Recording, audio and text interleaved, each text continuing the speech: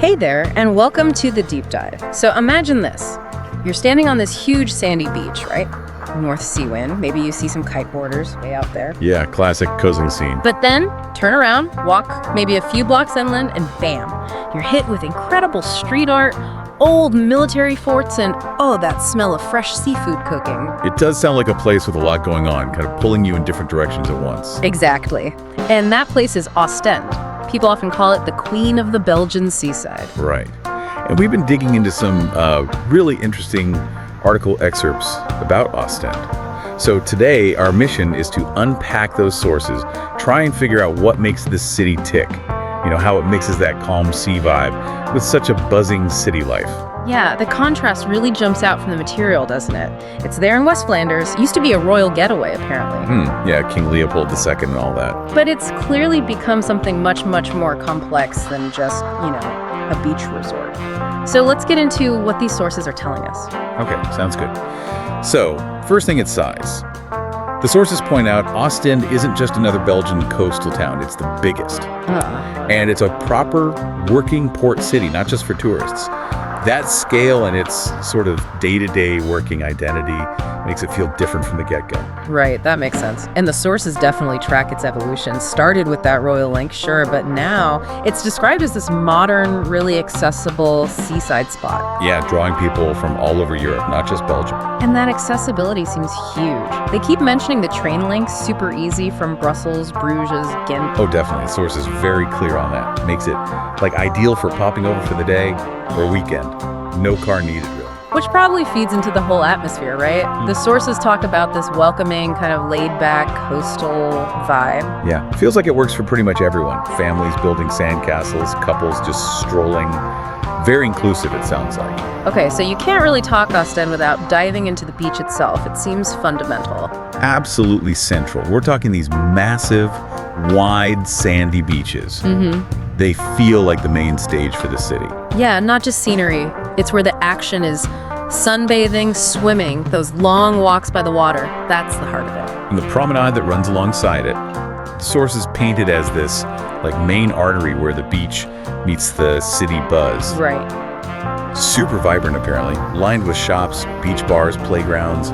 Even, get this, open-air art installations. Oh, wow. Art just out there on the prom. I love that. Yeah, just part of the walk. Yeah. And in summer, that energy level just skyrockets. They mentioned beach volleyball, sandcastle contests. Sandcastle contests. Live music performers right there on the sand of the walkway. It sounds like they really thought about how people use the beach, too. The sources mentioned different zones.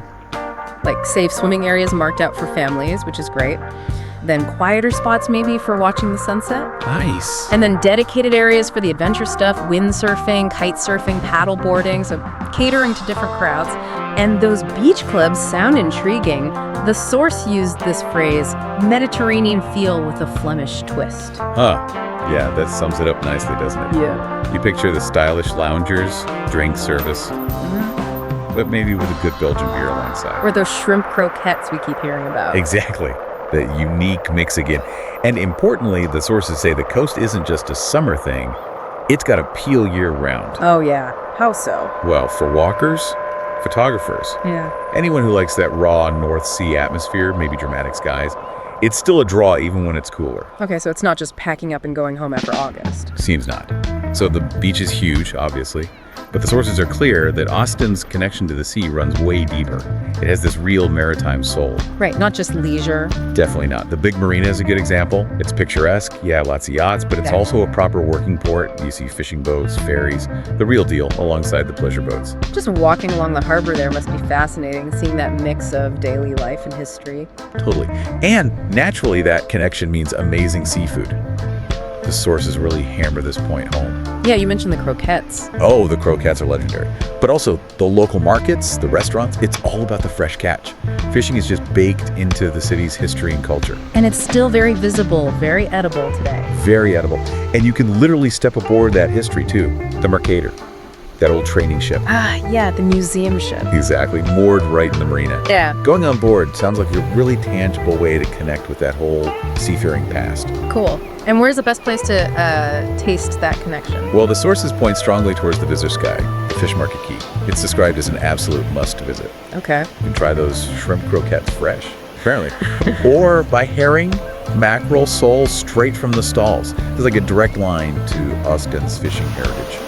Still buzzing. Sounds amazing. Okay, so beaches, maritime heart, but there's another big layer the sources bring out. Ostend as a cultural place, especially for art. Yeah, it really punches above its weight culturally, and it has this huge connection to James Ensor, the painter. Right, he was from Ostend, wasn't he? The sources mentioned that. He was. And his old house is now the Ensor Museum.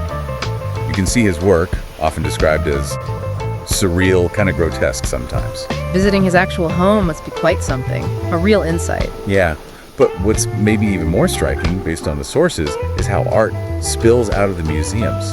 They talk a lot about the Crystal Ship. Okay, Crystal Ship, what's that? It's this public art festival. Basically, it turns the whole city into an open-air gallery.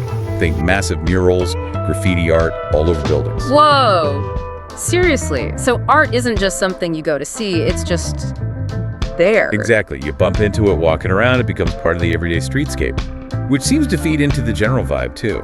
How so? Well, the sources describe a really lively street scene, especially summers. Music festivals popping up, food trucks, street performers. It feels like the city actively encourages that public energy. And for more formal culture, there's the Crusoe, the cultural center. Yeah, right near the beach. It hosts concerts, theater, dance, and apparently has amazing sea views from inside, which must add something special to a show. Okay, so it's modern, artsy, beachy, but it's got history too, right? Real layers. The sources mention some landmarks. Oh, absolutely. Adds real depth. One key site is the Atlantic Wall Open Air Museum at Riverside. Right, the WWII defenses. Yeah, preserved bunkers and trenches you can walk through. Sounds pretty immersive, gives you a real sense of Ostend's strategic role back then. And Fort Napoleon too, that sounds older. It is. That pentagonal fort dates back to Napoleon's time. Now it's a museum and cultural venue. History being reused, you know. Yeah, that's cool. And history pops up in unexpected places too, like parks. Leopold Park gets mentioned, fountains, sculptures mixed in with the green space. Okay. And the Royal Gallery is built for King Leopold II. This grand covered walkway along the seafront. A direct link back to those royal beginnings, but now for everyone. It's interesting how all these different eras, Napoleonic, Royal, WWII, are sort of layered on top of each other. Really shows its place in history. Definitely. It's not just a resort town that sprang up yesterday. Okay, after all that walking, art, and history, you'd be hungry. I would be. And the sources suggest Ostend delivers on the food front. Big time. It's painted as a seafood lover's dream. Beyond the famous croquettes. Again? Yes, beyond those. Though they are everywhere, apparently. But also mussels, gray shrimp, sole minaire, classic North Sea stuff. And you mentioned grabbing snacks right at the fish market. Yeah, the Visser Sky. Yeah. Quick bites like raw herring or smoked fish from the stalls. Sounds super fresh and authentic. But it's not only seafood.